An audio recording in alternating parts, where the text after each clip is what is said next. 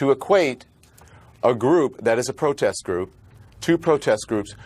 Yes, they're both protest groups, and they're talking about Antifa or Antifa, however you want to pronounce it, calling them the alt-left.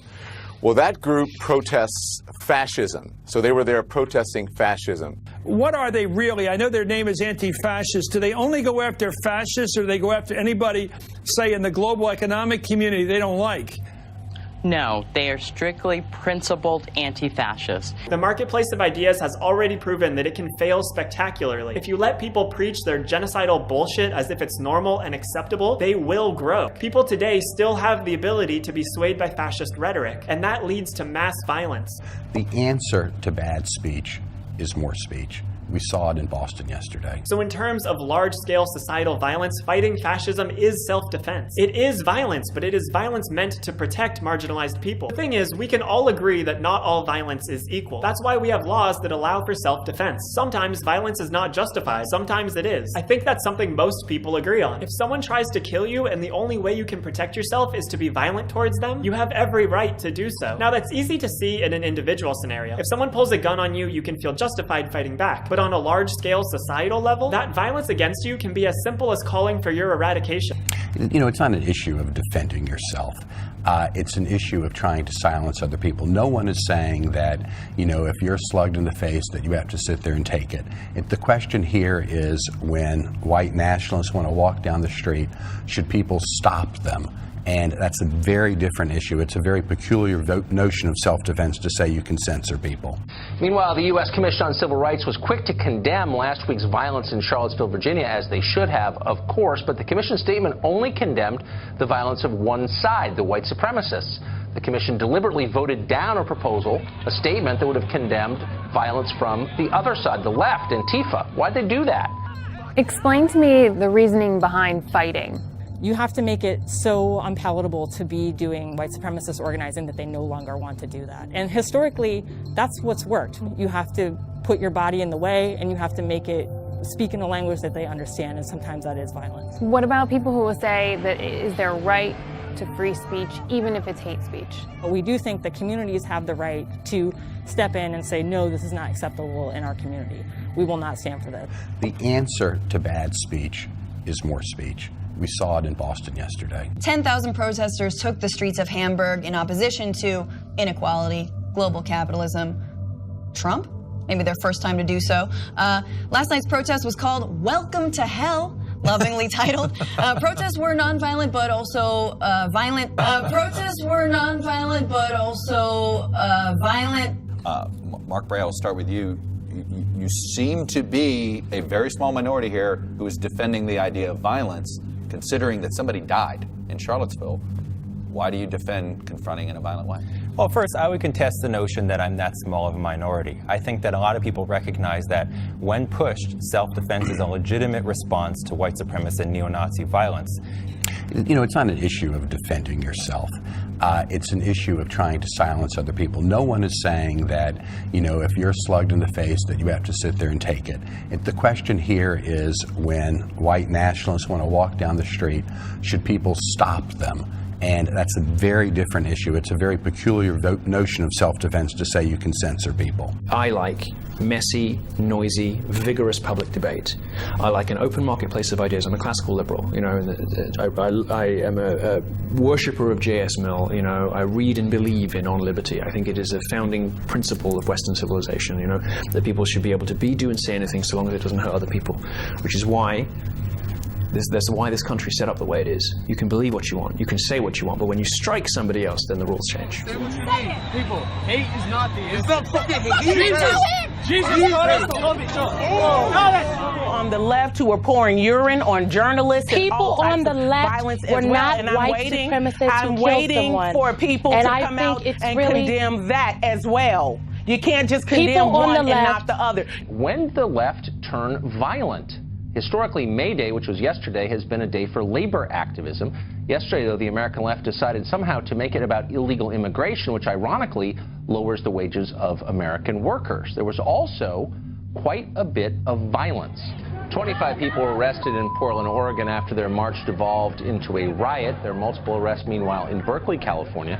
All of this raises the question, why are at least some on the political left so readily embracing violence? In the early days of the Obama administration, there were plenty of Tea Party protests, people dressed in tri-cornered hats. None of those ever turned into a riot. Jose, why the violence? All of us can understand a disagreement over policy, but this is not a fight between left and right. This is the left setting fire, breaking things. Well, first of all, I am neither from the left nor the right. I don't know if we've talked to all of those people who are protesting and asked them if all of them are from the left. I don't really know what that means. Well, they were people shouting pro-illegal immigration slogans and then setting things on fire. Yes, they're from the left. And it's of a piece with what we've seen for the past 5 months, where almost all of the political violence, and there's been a lot of it, has been perpetrated by the left in the name of the fight against fascism. And my question is, A, where is this going? And B, what is the justification for this? Well, first of all, I really take offense to the very simplistic left and right way that you're framing this. I mean, it suits your viewers and Fox News, but it doesn't suit reality. Second of all... Well, first of all, wait, stop. It is reality. What you're just watching on the screen were not people who voted for Trump. There are people who believe it's Trump because they were screaming anti-Trump slogans. That's why. Look, I'm not impugning everyone who's against Trump. I'm merely saying that a subset of the American left is using violence in pursuit of their political aims, and nobody is saying anything about it. They're getting away with it, and people like you who should be denouncing it aren't. This type of violence against Donald Trump supporters, justified? That, according to a Huffington Post writer who just penned a stunning op-ed, Jesse Ben's piece titled this, "Sorry, liberals, a violent response to Trump is as logical as any." Whatever your personal beliefs are regarding violent resistance, there's an inherent value in forestalling Trump's normalization. Violent resistance accomplishes this. Wow, isn't that interesting? But how can anyone on the left or on the right justify that type of violence? You see this violence happening, especially last week. What are you thinking?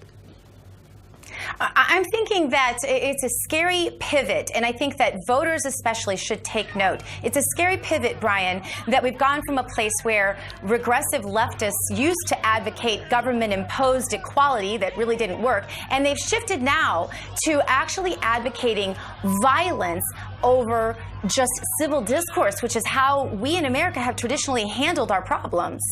Meanwhile, fading actor Johnny Depp says he's excited about the possibility of a modern-day John Wilkes Booth stepping forward to murder the president. This is the last time an actor assassinated a president. Well, on Twitter, Marcella Arguello, she's a writer for Bill Nye's new Netflix show, had this to say about the Scalise shooting, quote, "If a few old-ass conservative white men have to die in order to get the gun control issue discussed, then I'm willing to take that risk." Tucker, I'm talking over video clips that show actual leftist violence, rioting, property damage, arson, physical assault, and apparently me condemning violence is what's inciting and dividing America. Well, what's funny people like DeRay McCusson, who are... the tape is like a bunch of rich white kids setting fire to stuff. So, like, you're defending white supremacy for attacking rich white kids burning stuff? I mean, like, it's insane. It's the goofiest thing ever, and I mean, it's incredibly clear when I say clench fist of truth. I mean, Tucker, and I have this here. You know, this is their logo. It was, I can't believe I have to spell it out to, I guess, people who read with pictures. The clench fist of truth, you know, it's just wordplay. I'm talking about fighting violence with truth because truth wins out all the time. And apparently that's bad. When you show the left, and some people on the left, not everybody on the left, but, you know, it's coming from the left, when you show a mirror, when you hold up a mirror and show them their reflection, they freak out because we just had a couple of weeks ago, due to some of this rhetoric, like we see from Senator Murphy, had a crazy leftist lunatic go out and open fire on a bunch of Republican congressional members after he double-checked to make sure they were Republican. This has to stop. And I'm not going to stop condemning violence. And it's a shame that other people, Tucker, on the left won't do the same. Well, yeah, I mean, that maybe is the core irony here. The spot that I saw, which I think is this, we're talking about the same commercial, right? And you show video of people committing acts of political violence, and you say, if this keeps up, the police are going to have to put it down, which would be the hope, I think, of every normal person. You don't want stuff like that. You don't want violence like that. You're condemning the violence, right? Or am I missing something?